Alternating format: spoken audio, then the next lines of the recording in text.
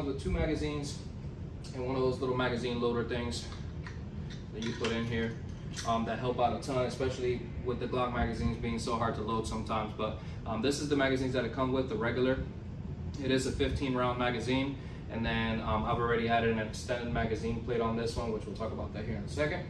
But yeah, just wanted to show you just basically base model what it comes with, and now we're gonna kind of cover what I've already done to it. So first thing that I bought on this firearm was the Timney trigger. I have the Timney trigger currently on my XR920, and I've put a couple thousand rounds through it already, and I absolutely love this trigger. And when I was shopping for this trigger, it was actually between this one and the Apex is what was going head to head. But after seeing some of the Glock professionals, like the competition shooters from Glock, talk about the Timney trigger the way that they did, I mean, I was pretty much sold, and I said, you know what, let me try it out. So I threw it on this first because I already had this firearm, and after shooting so many rounds through it, I mean, I love the trigger. It's a 3-pound trigger. The reset is amazing on this thing. I mean, it's just pop, pop, pop, ready to go. And there's other videos of me shooting this with it already on it. I haven't shot the Glock yet, so we'll see how it does on that. But as far as this one, we've already shot the crap out of it with the Timney trigger. So that was the very first thing that I bought when I bought the firearm. I pretty much already had the trigger before I even had the firearm. So just because that trigger is amazing. So yeah, just added the Timney trigger there. After that, I think I ordered the light. Light came in. I went with O-Light this time. On the XR920, I have the TLR1HL, but it is just the light. And the reason why I went with just the light on this one is because I have a sight on it. And so with the Glock, I wanted to have the traditional Glock sights on this. Call me crazy, a lot of people switch them, and maybe I'll switch them later on or whatever the case may be. But I don't know, I just wanted, if I was gonna do a Glock, I just wanted to have that Glock blocky look, which is why I went with the Gen 3 instead of the Gen 5. And something pretty cool, actually, this was my first firearm ever. When I turned 21 years of age and I was able to buy a handgun, the GLOCK19 Gen 3 was the first handgun I ever bought. Moved for a little while to a state that didn't allow firearms, so I actually sold it. And I don't know, just wanted it back. It was the first handgun I've ever carried, ever had. And so definitely needed to put that back in the inventory. So pretty cool. So yeah, got the light. Got sidetracked as hell there. But yeah, got the TLR1HL on the Shadow Systems, and I wanted to go with the O-Light on this one because I wanted the green laser. I don't have an optic on this firearm, so I'll put a green laser on this one. And it has like different options. You can do green laser. Well, I don't know if that's good lighting for you guys, but there we go. It's got the green laser with the flashlight, or you could just do just the flashlight, or you could just do the laser. Now, one thing I really don't like about the O-Light that I didn't learn until it was already here is that for the TLR1HL, with one finger you can activate the strobe light. You just go up twice, boom, you're good to go, right?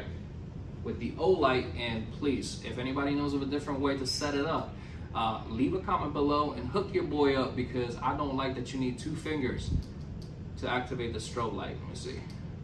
Yeah. You need to press both of the buttons on the light in order to activate the strobe light. I don't know, I thought that was crazy. Like, if you're in a situation where you gotta use a strobe light, I pulled this sideways. That was a hood test. But if you're in a situation where you have to pull, you know, the strobe light, like, I want to be able to, you know what I mean? Like this one, I'm already so used to pump, and I'm ready to go. You know what I mean? My customer is ready to consume. You know what I'm saying? But with this one, I don't know. It's like you have to press 2 buttons. So I didn't like that too much about it, but I just leave it on the green laser because that's mainly why I got this light, was to have the green laser option. Since I don't have an optic, with the optic you could already, boom, you already know where you're going. At least with the green laser, it gives you a view of point until you can get into your sights. So yeah, just thought that was pretty cool there. But after adding this, you already know, I went to Strike Industries. I got myself a little magwell, so I went ahead and applied that on there. And then I also bought an extended magazine plate that gives you an additional 5 rounds to the magazine. And they came out with these new aluminum ones, so I went and added that on it as well. And so yeah, now, you know, I had 15+1 capability. Now I have 20+1 capability, which is pretty cool for a compact size. You know, because at the end of the day, this is a compact firearm. And let me see if I can just hook you guys up here. But that is a compact size firearm there, rocking 20 rounds in here. So I thought that was pretty cool as well. So yeah, just wanted to cover what I have in it right now. That way you guys can see. I am waiting. I went ahead and ordered goon tape because I am going to be putting goon tape on the handle. I'm going to try it first because I've never had goon tape on a firearm before. So I'm going to put it on there first, see how it looks, see how it feels around my hand and everything. And then depending how I, if it makes the cut, it'll stay. If it doesn't, then it's gotta go. But yeah, one thing that's really cool about this firearm, again, back to the trigger, is that I love how the Timney trigger changes the mechanics of the firearm. Typically, your trigger comes like this, right? So you have your trigger and then you have like a little spring in the back right there. Well, it changes the mechanics whenever you put the Timney trigger on there.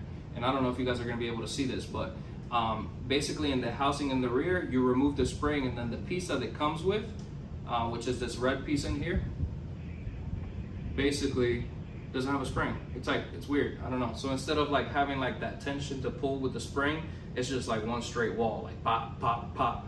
So I don't know, that's one of the things that I love about this trigger. Like when I was putting it in there, I was like, oh man, this is a little different, and then also the accent of the red on there, I mean, it's pretty, pretty cool as well, because you got that little red piece right here. So it just kind of stands out. It screams like, hey, I'm aftermarket. So, but no, that's pretty much a couple of things that I really like about this trigger as well.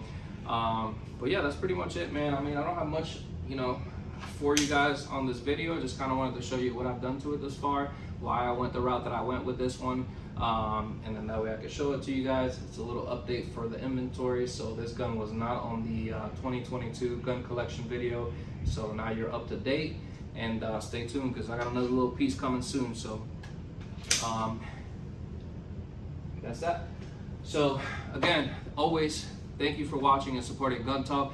If you haven't already, please make sure you hit that like, comment, and subscribe button and hook your boy up with support.